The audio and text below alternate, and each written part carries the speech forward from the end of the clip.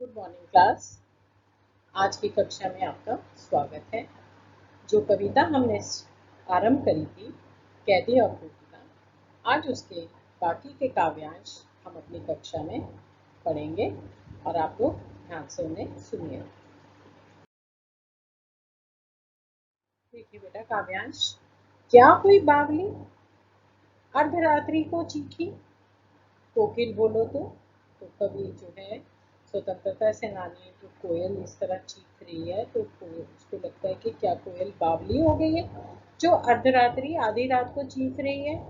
किस दावानल की ज्वालाएं हैं देखी, तुमने कौन सी जंगल को जलते हुए उसकी लपटों को देख लिया है जो तुम इतनी घबराई हुई हो और आधी रात के समय आकर चीख रही।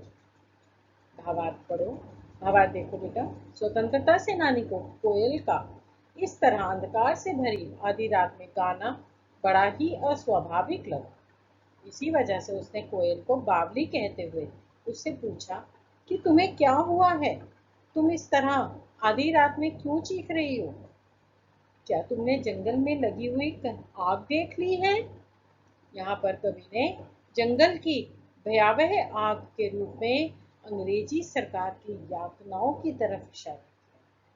मतलब अंग्रेजी सरकार जो भारतीयों को यातनाएं देती थी, वो जंगल में लगी हुई आग के समान उसका वर्णन किया।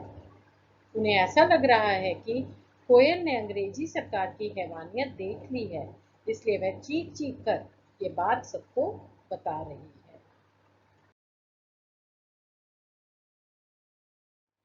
क्या देख न सकती जंजीरों का गहना, कड़ियां क्यों, ये ब्रिटिश राज का कहना।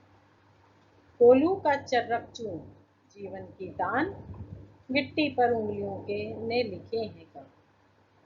हूँ मोठ मीच खींचता लगा पेट पर जुआ, खाली करता हूँ ब्रिटिश पकड़ का कुआं। दिन में करुणा क्यों जगे बुलाने वाली, इसलिए रात में गजब ढा रही। कवि को यह लगता है कि कोयल उसे जंजीरों में बंधा हुआ देखकर यूं चीख पड़ी। इसलिए कैदी कोयल से कहता है, क्या तुम्हें हमें इस तरह जंजीरों में लिपटे हुए नहीं देखना अच्छा नहीं लग रहा। अरे ये जो जंजीरें हैं, हमारे लिए ये जंजीरें नहीं हैं, ये तो हमें अंग्रेजी सरकार द्वारा दिया गया गहना है। अब तो कोलू चलने की आवाज हमारे जीवन का प्रेरणा गीत बन गई है। जैसे बेटा कोलू का तेल निकाला जाता है तो जो बैल है वो कोलू के आसपास ही घूमता रहता है और उसकी आंखों पे पट्टी बंधी रहती है, तो वो चर्रक चर्रक चर्रक चर्रक की आवाज आती है। वही कवि कह रहा है कि उनके जीवन में भी अंग्रेजी सरकार ने अब उनको कोलू चलने की ही एक आवाज ही उनके जीवन में एक प्रेरणा का स्रोत बन गई है, प्रेरणा का गीत बन गई। दिन भर पत्थर तोड़ते तोड़ते हम उन पत्थर पर अपनी उंगलियों से भारत की स्वतंत्रता के गान लिख रहे हैं। हम अपने पेट पर रस्सी बांधकर कोल्लू का चरसा चला चला कर ब्रिटिश सरकार की अकड़ का कुआं खाली कर रहे हैं।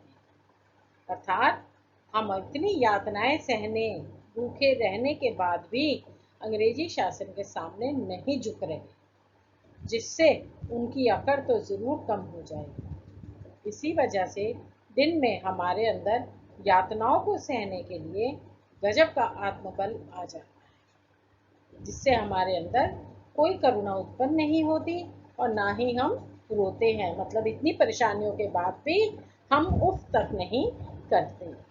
शायद मुझे लगता है कि तुम्हें यह बात पता चल गई, इसलिए तुम मुझे रात में सांत्वना देने के लिए आई हो, परंतु तुम्हारे इस वेदना भरे स्वर ने मेरे ऊपर गजब ढा दिया है और मेरे मन को व्याकुल कर दिया है।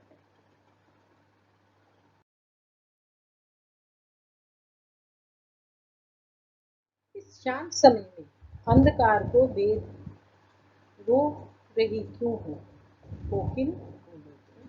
चुपचाप मधुर विद्रोह बीच इस भांति रो रही क्यों हो, कोकिल बोलो। कवि जो है कोयल से कहता है कि इस आधी रात में तुम अंधेरे को चीरते हुए इस तरह क्यों रो रही हो? कोयल, बोलो तो, क्या तुम हमारे अंदर अंग्रेजी सरकार के खिलाफ विद्रोह का बीज बोना चाहती हो?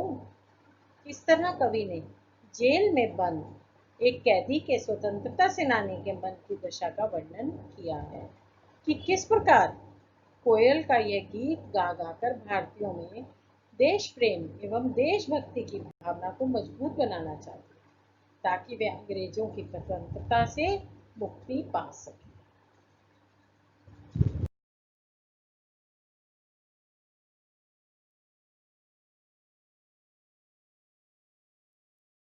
कक्षा में आपने पढ़ा कि कैसे कवि जो है कोयल को बता रहा है कि अंग्रेजों ने हमारे को इतनी यातनाएं दी, अंग्रेजी शासन ने हमें इतनी यातनाएं दी हैं,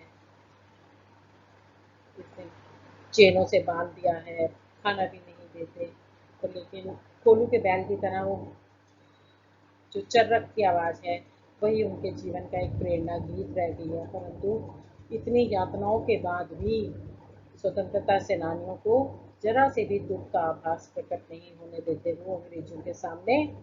कहीं अंग्रेजों को ऐसा ना लगे कि वो हमें कष्ट दे रहे हैं और हम दुखी हो रहे हैं, बल्कि हंसते हंसते अंग्रेजों के सारे जुल्म जुल्म जो भी अंग्रेजों ने उन पर किए वो सहते जा रहे हैं और स्वतंत्रता का गीत भी पत्थरों पर लिखते जा रहे हैं। मुझे उम्मीद है आपको यहाँ तक की कविता समझ आ गई होगी बेटे। आगे के काव्यांश अगली कक्षा।